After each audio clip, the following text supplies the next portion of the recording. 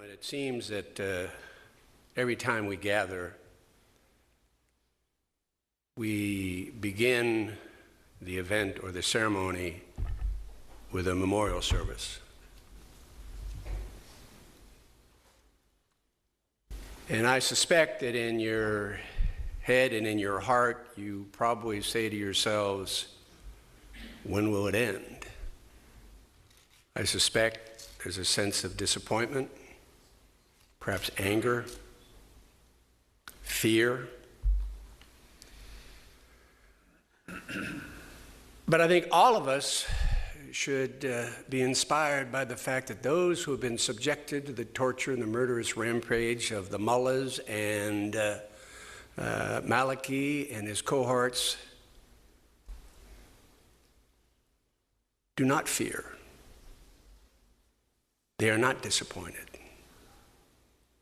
They're not looking for an easy way out. Fear, repression, it's not part of who they are. They are Ashraf, they are liberty, and we are all of them. And so no matter how we feel about starting these events, very important events I might add, with a memorial service, hopefully we derive energy and inspiration and perseverance and the same commitment that they bring every day to their survival. It's not just they survive, it's the idea that they promote. It's the idea in their head and their heart that they seek to survive. A free, just, independent, non-nuclear Iran. We need to remember that. We also need to remember that the struggle for freedom, justice, and liberty is not without pain, suffering, sacrifice, and death. So we need to be as persevering and as relentless as they are. So I thank you for continuing to support these events, for continuing to support your brothers and sisters and loved ones and family members and even those you do not know in the MEK and the hundreds of thousands of Iranians who one day will celebrate, and hopefully we'll all be there together, a free, democratic, self-ruling Iran. We gather today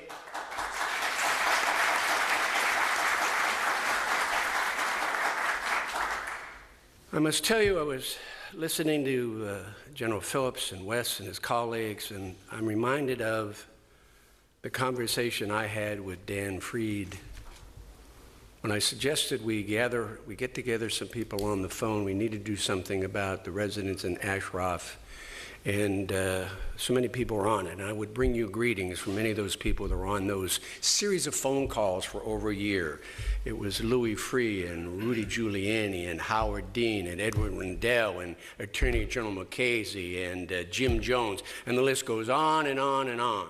And we had multiple conversations, and we had the conversations on the line with Martin Klober from the United End, with Dan Fried from the United States Department of State, and repeatedly, constantly, they reassured us and promised us, if these individuals, if the MEK would move from Ashraf to liberty, safety and security and humane conditions would be provided at both locations.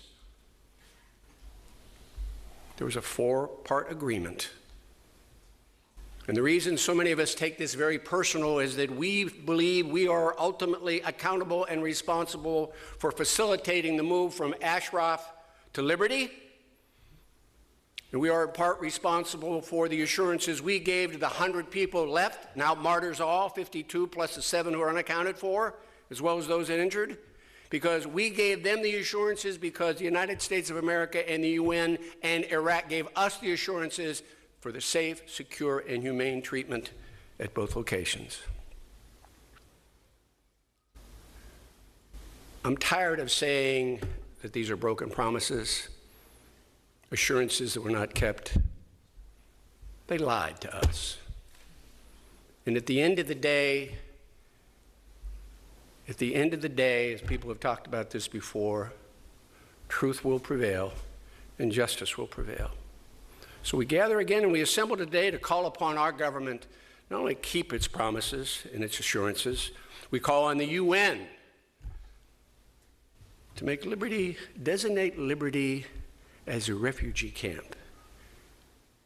Oversee the provision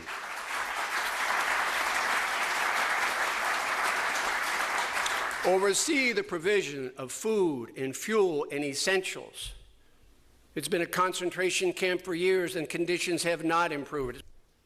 It's about time that we kept those promises. It's about time we kept, more importantly, our word. Our word. Shame on us. Shame on us. And in spite of all this, we have the ideological tsunami in the region called ISIS. And we have a president who's publicly admitted he doesn't really have a strategy to deal with it. Think about the sweep of the Iranian influence in that region, and it is undeniable that they are as responsible for the chaos and the carnage as any other country in that region. That is a red line, unlike the red line in Syria that the president drew before and ignored. This is a red line that should never be crossed. They cannot be part of any solution. I'll tell you what we need to do. We need to support al-Abadi. He needs to build a coalition government. We need to supply the Kurds. We need to continue to support the Iraqi forces who, if there is a coalition government, can reach out to the Sunni and the tribal leaders, many of whom have been absolutely tortured and challenged by the Maliki government. And I might ask and suggest we pick up the phone and call the Saudis and call the Jordanians and others in the region who have the same interests as we do to deal with ISIS. We can deal with Syria later, but we have to deal with ISIS, but we should never, ever think about making the Iranian regime, the theocratic repressive state, part of any solution in that region of the world. They are the problem.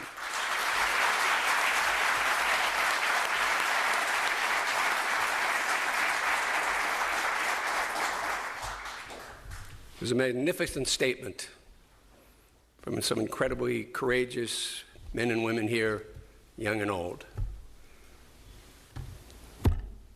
We are all Ashraf, and we are all liberty. Thank you.